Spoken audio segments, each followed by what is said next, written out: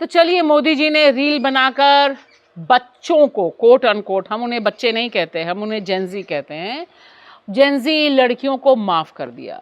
मोदी जी को cultural shock लगा, बिजली का करंट लगा होगा कि कैसे हिंदू लड़कियों ने उन्हें इस तरह की गालियों से नवाजा।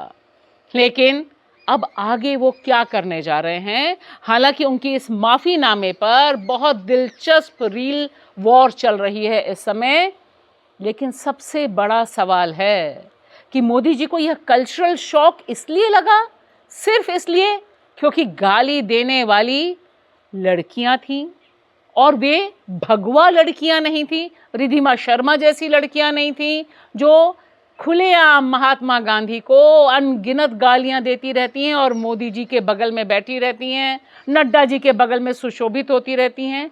उनकी गालियों से मोदी जी को कभी कल्चरल शॉक नहीं लगता। और मर्द, वे संघी मर्द, वे बीजेपी के मंत्री मर्द जो संसद के भीतर खड़े होकर दूसरे सांसद को गालियां देते हैं, गालियां बकते हैं, अपमान करते हैं, उनका क्या? मोदी जी, उनको तो आपने कभी गुनहगार ही नहीं मांगना, इसलिए माफी मांगने की जरूरत नहीं, क्योंकि दरअसल भारतीय जनता पार्टी के डीएनए में ही गालियां सुशोभित हैं और वर्णित हैं।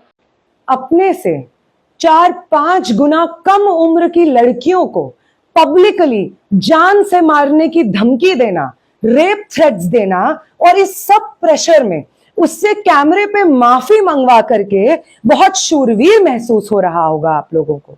शर्म आनी चाहिए आप सभी लोगों को, जिन लोगों ने पिछले 2-3 दिनों में इस आंदोलन से जुड़ी हुई लड़कियों को, नाबालिग लड़कियों को इस कदर परेशान किया कि जो लड़कियां अपनी आवाज उठा रही थी, साफ भाषा में अपनी डिमांड्स रख रही थी, उन लड़कियों को आपने मजबूर किया कि वो पब्लिकली कैमरा पे आकर के आपके सामने रोएं, आपके सामने माफी मांगे।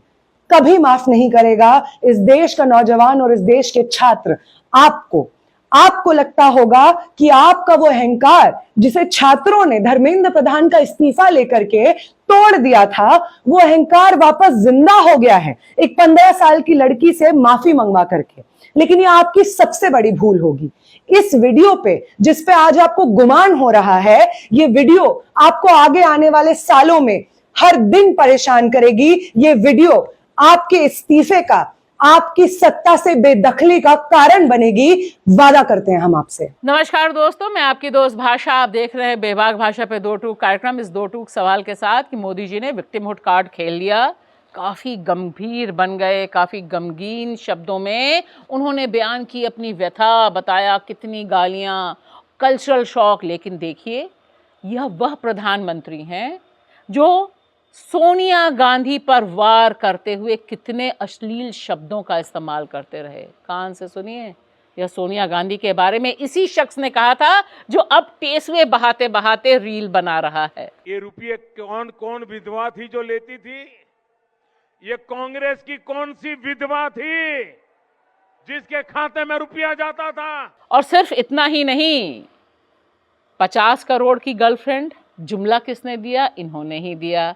दीदी ओ दीदी किसने दिया? इन्होंने ही दिया। किसी ने 50 करोड़ की गर्लफ्रेंड देखी है?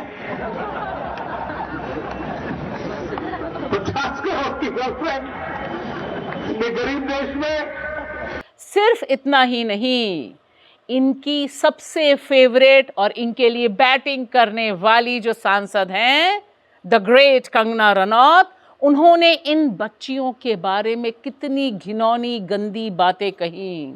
गटर जनरेशन कह दिया वो सेक्स फ्रीक हैं। और मोदी जी जिस विचारधारा के आते हैं, आरएसएस के, उस आरएसएस का एक आइडियोलॉग इन बच्चियों के बारे में बोलता है पब्लिकली अपने यूट्यूब चैनल में कि उन्हें रेप करवाने और गैंग रेप करवाने में मजा आता है, इसलिए वे पहुंची थी जंतर मंतर। उससे मोदी जी को कल्चरल शॉक नहीं लगा, उस पे मोदी जी का दिल द्रवित नहीं हुआ कि अरे, मैं जिस ग्रेट सनातनी संघी परंपरा का प्रधानमंत्री हूं, उसका एक शख्स हमारे देश के भविष्य, इन मासूम बच्चियों के बारे में इतनी विकृत, इतनी घिनौनी, इतनी कुत्सित सोच कैसे रख सकता है?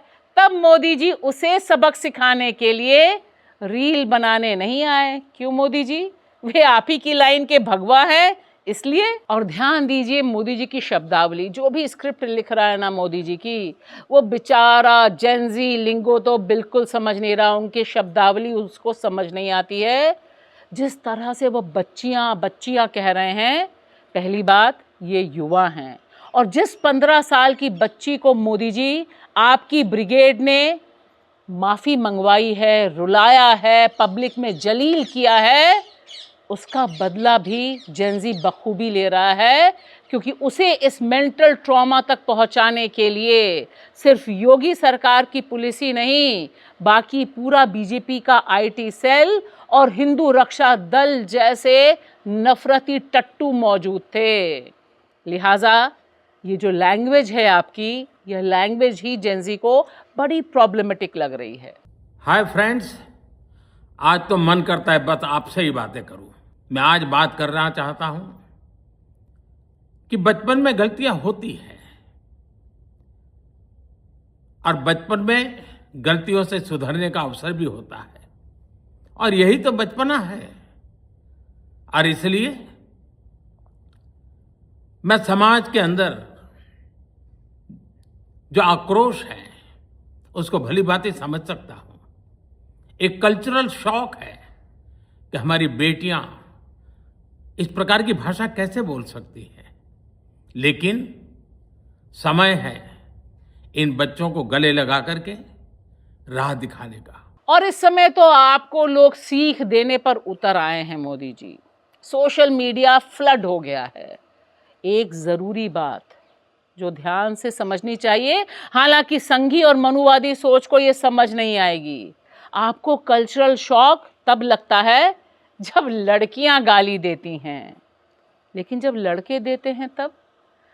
इस पूरे प्रोटेस्ट में अगर लड़कियों ने गालियां दी तो लड़के भी पीछे नहीं थे, लेकिन आपको वहां पर दिक्कत नहीं होती है कि लड़के गाली देते हुए, क्योंकि दरअसल संघी सोच ये मानती है कि लड़कों का तो जन्मसिद्ध अधिकार ही है गाली देना, और गाली देने जितनी ज़्यादा गाली देंगे, चाहे शुभेंदु अधिकारी हों, चाहे हेमंत विश्व शर्मा हों, चाहे द ग्रेट योगी जी जो कैमरे में पकड़े गए, या फिर आपके गृह मंत्री जो देश की संसद में ही सा बोलते हुए पकड़े गए, ये सब तो बहुत नेचुरल है आपके लिए कि मर्द है तो गालीबाज तो होगा ही, संघी है तो गालीबाज तो होगा ही।